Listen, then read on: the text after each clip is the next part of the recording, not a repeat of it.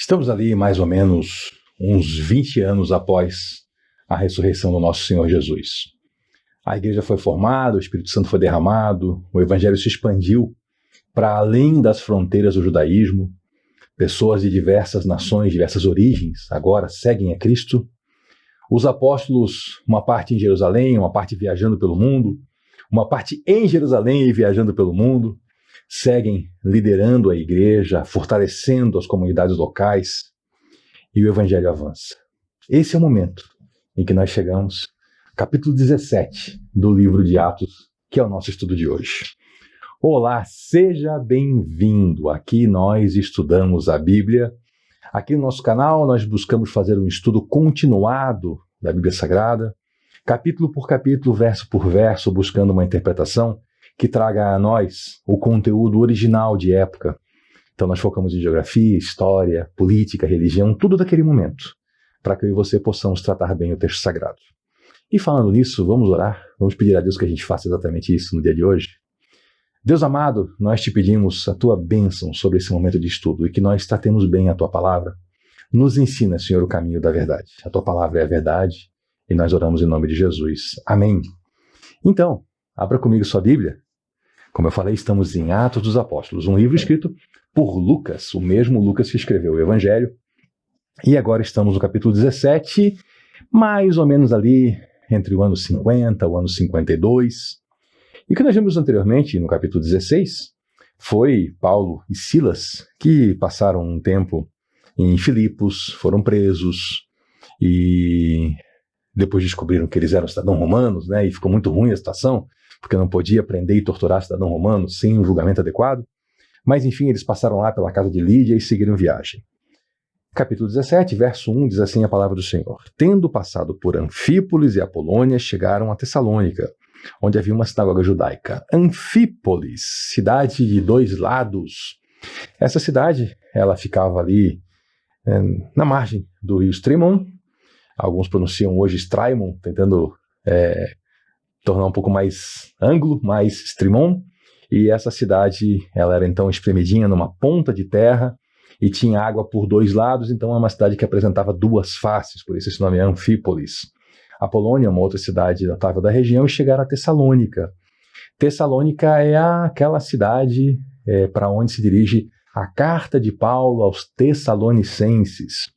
A primeira carta aos Tessalonicenses foi o primeiro livro do Novo Testamento a ser escrito. Mais tarde é que se escreveu os Evangelhos, até o livro de Atos. A primeira coisa, o primeiro documento que nós temos escrito no Novo Testamento é a carta de Paulo a essa igreja. Nós veremos hoje quando Paulo chegou nessa cidade para então aí formar uma igreja. E aí, se você tem curiosidade, também leia depois a carta que ele remete a eles, a primeira carta, né? E ele foi e tinha uma sinagoga judaica. Sinagoga judaica é uma expressão bem de Lucas, né? A gente já viu isso antes. Sinagoga é judaica. Só que Lucas, ele está escrevendo esse texto aqui, ainda que seja dedicado a Teófilo, que é o amigo de Deus, ele está escrevendo para o mundo, para a igreja, que não é tipicamente judaica. Então ele dá algumas ênfases para as pessoas entenderem, né? Para não acharem que sinagoga é simplesmente um templo. Ele está falando assim, a sinagoga judaica é a casa de oração dos judeus. Segundo o seu costume, Paulo foi à sinagoga e por 3 sábados discutiu com eles com base nas escrituras. A gente já viu isso também, né? Era costume de Paulo fazer o quê? Ele chegava numa cidade e ele tinha uma lógica. Só que a lógica de Paulo ela é muito mais antiga do que Paulo. E eu vou lhe ajudar a relembrar essa lógica. O Senhor nosso Deus criou a humanidade se voltou contra Deus e caiu em pecado. E Deus já tinha um plano para redimir a humanidade. Lá na frente, Deus chama um homem chamado Abraão, esse homem se torna amigo de Deus, e da linhagem de Abraão, Deus forma um povo, que é o povo de Israel. Nesse povo, povo de Israel, Deus entrega a sua legislação, forma uma cultura, forma a fé no Deus único, para ali então entregar o Messias, Jesus Cristo, como ele de fato fez. Para que essa nação fosse então o primeiro grupo de evangelistas, os primeiros a expandir a palavra de Deus por todo mundo, como de fato foi. Então a estratégia de Paulo estava dentro dessa estratégia maior. Ele começava pela sinagoga. Por quê? Porque na sinagoga é que se estudava a Bíblia Sagrada. Então aquelas pessoas é que teriam mais condições de serem os primeiros evangelistas para ganharem toda a cidade ao redor para o Senhor Jesus. E ele fala, 3 sábados seguidos, porque judeus se reúnem no sábado para orar, para ler a Bíblia. E quando eu falo a Bíblia, eu me refiro obviamente à Bíblia da época, que é o que nós chamamos hoje de Antigo Testamento. E ele explicava e provava que o Cristo deveria sofrer e ressuscitar entre os mortos. Essa é uma compreensão que falta para muita gente porque não estudam as Escrituras, né? O que aconteceu com Jesus Cristo, o sofrimento dele, a ressurreição dele, tudo foi previsto pelos profetas na Bíblia Sagrada. E aí Paulo vinha mostrando isso, porque havia uma concepção errada, que ainda existe entre muitos judeus, de que o Messias será sempre 100% aquele que vem vencendo e continua vencendo. Eles não interpretam corretamente as passagens que falam no servo sofredor. E Paulo foi explicando e foi ensinando direitinho para eles. E ele dizia, esse Jesus que eu proclamo, ele é o Cristo. Porque a palavra Cristo, Messias, ungido, tudo são títulos, né? Tudo significa o escolhido de Deus. Ungido, lembrando a você, é aquilo ou aquele sobre quem se derrama óleo. Normalmente se fazia isso em pessoas que eram chamadas para funções especiais, profetas, reis, generais. E alguns dos judeus foram persuadidos e se uniram a Paulo e Silas. Então, alguns dos judeus entenderam a mensagem de Cristo. Bem como muitos gregos tementes a Deus e não poucas mulheres de alta posição. O que são esses gregos tementes a Deus? São as pessoas que eram ali de Tessalônica, que não eram de origem judaica, mas que se interessaram pelo judaísmo e também frequentavam a sinagoga.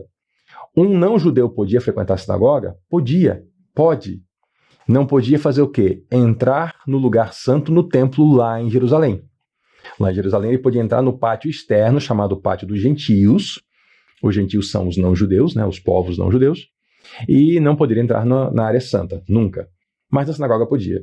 E havia muita gente no mundo antigo que realmente percebia a superioridade da fé verdadeira no Deus único em relação às fés vazias, pagãs, naquele panteão de deuses que eram totalmente cheios de paixões humanas, de pecados, inclusive.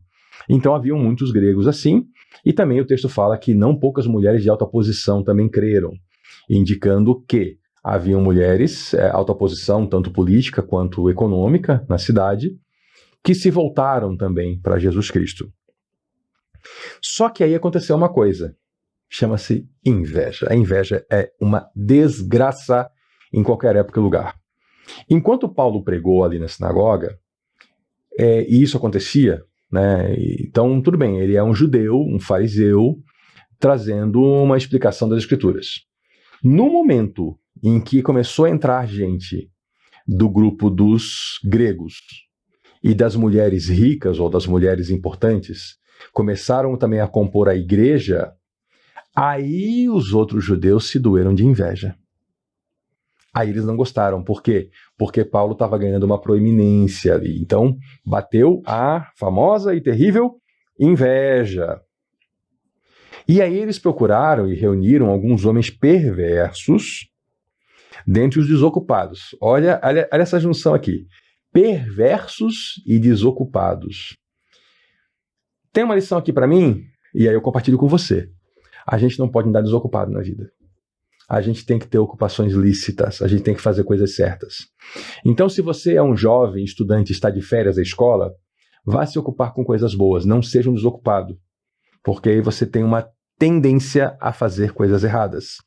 Se você está desempregado, se ocupe com coisas boas.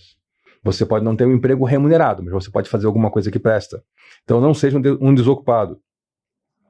E aí, com a multidão, juntaram esses perversos desocupados, juntaram a multidão, e multidão é uma desgraça. Eu já falei isso para você, multidão é um problema, não seja parte da multidão.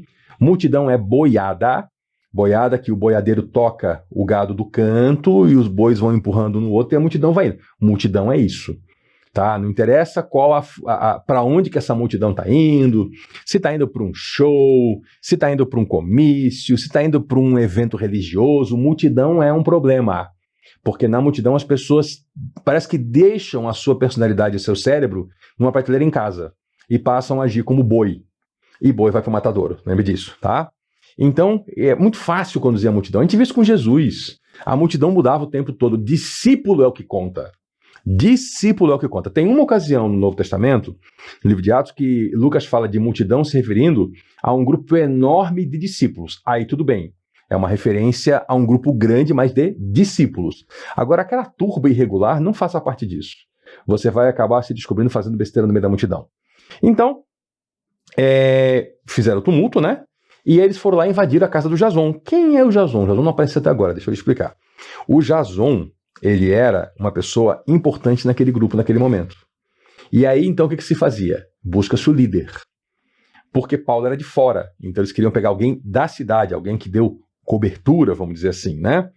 E aí, eles foram lá para pegar Paulo e Silas, imaginando que eles estavam lá. Só que não acharam Paulo e Silas. E qual era a ideia? Trazer para a multidão. Porque na multidão, gente, é que acontece o linchamento. Tá? Eu vou falar sobre linchamento agora. Muita gente que participou de linchamento em multidões, gente que foi pega e foi julgada, são pessoas que sentados numa sala, olho no olho, numa conversa, jamais cometeriam a maldade de ferir um ser humano. Mas na multidão fizeram parte desse comportamento de massa e participaram de linchamentos. Então o pessoal, sabendo disso, multidão é fácil de manipular, né? Vamos trazer Paulo e Silas para o meio, que aí rola um linchamento aqui fácil. Só que não pegaram Paulo e Silas, eles não estavam lá. E aí eles arrastaram Jason e alguns dos outros irmãos para os oficiais da cidade. A cidade tinha lá os seus... acho que era politarco, que era o termo que eles usavam, né? Que eram os líderes daquela cidade, e levaram Jason e outros irmãos para um julgamento, né? Isso era um caso judicial. E eles gritavam: esses homens que têm causado alvoroço por todo o mundo. Não. Que bom se fosse, né, verdade, que ele já estivesse no mundo todo. Mas não, estavam em algumas cidades só por enquanto. Eles agora chegaram aqui e Jason os recebeu na sua casa. Todos eles estão agindo contra os decretos de César, dizendo que existe um outro rei chamado Jesus. Então, olha só a maldade aqui, tá? Eu vou fazer um paralelo aqui com o julgamento de Jesus diante de Pôncio Pilatos. Tanto aqui quanto lá, a causa era inveja, sim, ódio, sim, mas em cima do campo da religião. Só que no campo da religião eles não conseguiriam convencer ninguém a fazer um julgamento e condenar alguém. Então o que fizeram lá no caso de Jesus? Olha, ele se diz rei, e nós não temos outro rei senão César. Jesus era rei, mas não no sentido de um rei mundano, né? E aqui a discussão era religiosa. Olha, eles estão dizendo que esse Jesus reina. Jesus já tinha morrido e ressuscitado, estava no céu. E isso, então, é contra os decretos de César, dizendo que existe um outro rei chamado Jesus. E o Jason recebeu esse pessoal aqui. Então, eles tentaram transformar uma rixa religiosa numa discussão política para ver se colava no julgamento. Só que isso não foi assim tão bem recebido. A gente vai ver por quê já, tá? Uma leitura atenta do texto mostra que isso não colou bem. Os oficiais ficaram agitados. Por quê? Porque eles, sendo os responsáveis pela cidade, eles tinham que tomar alguma atitude, porque senão eles podiam ser responsabilizados de uma maneira mais severa por não terem feito algo contra os revoltosos ali, né? Então eles ficaram preocupados e receberam... e aí, enfim, pegaram Jason lá, só que aceitaram fiança. Aqui é o que me mostra que essa acusação ela não colou muito bem.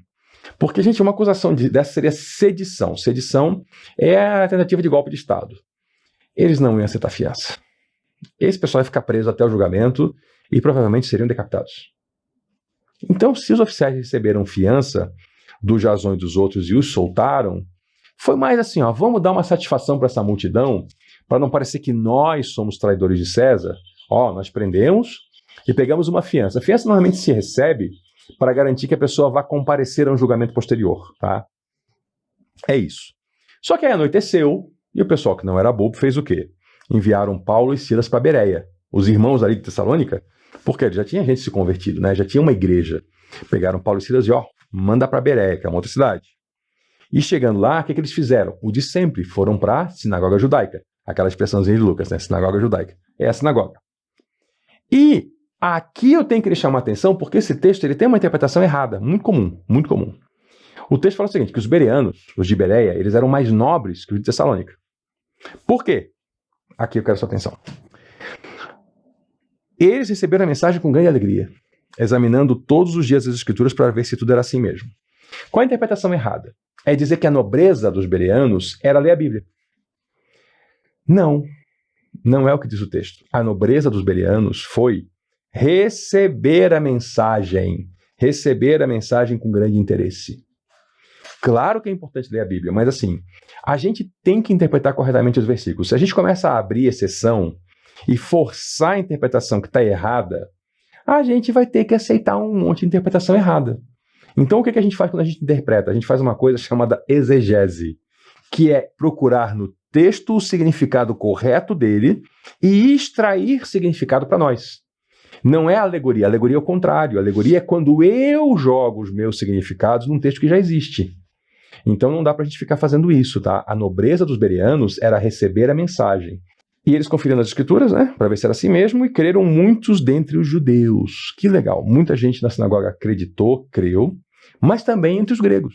Mas também um bom número de mulheres gregas de alta posição e não poucos homens gregos. Então em Bereia realmente houve assim um momento e um movimento muito especial de pessoas chegando à fé em Jesus Cristo e formando uma igreja.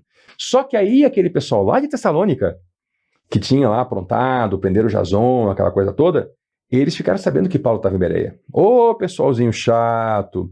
E eles foram também para lá, alvoroçando a multidão, a boa e velha multidão. Você está vendo que multidão é um problema, não ande com a multidão, seja discípulo. E imediatamente, o que os irmãos fizeram? Nem esperaram dar confusão maior. Já pegaram Paulo e mandaram ele para o litoral. Eles estavam na região mais interiorana, manda para o litoral. E Silas e Timóteo permaneceram lá em Bereia. Claro, tem que fortalecer a igreja. E os homens que foram com Paulo levaram Paulo até Atenas. Sim, Atenas da Grécia, aquela grande cidade, né? Partindo depois com instruções para que Silas e Timóteo se juntassem a ele, tão logo fosse possível. Então, deu a confusão em Bereia. O que o pessoal fez? Paulo, sai daqui. Um grupo de homens foi, né, e levou Paulo, e levaram Paulo para o litoral e foi até Atenas. E aí Paulo deu instruções, agora voltem e busquem para mim Timóteo e Silas, que eu preciso deles aqui também. Então logo seja possível, né? Fortalece a igreja e vem junto. Aqui a gente vai agora junto acompanhar a história de Paulo em Atenas. Essa aqui é especial. Dentre todas essas especiais, essa aqui tem algumas coisinhas muito interessantes. Nós vamos aqui conversar um pouquinho sobre filosofia grega. Você tem curiosidade? Falaremos um pouquinho. O que isso tem a ver com Bíblia? Porque é citado na Bíblia, então por isso que eu vou tocar nesse assunto com você. Só que só na próxima. Até lá.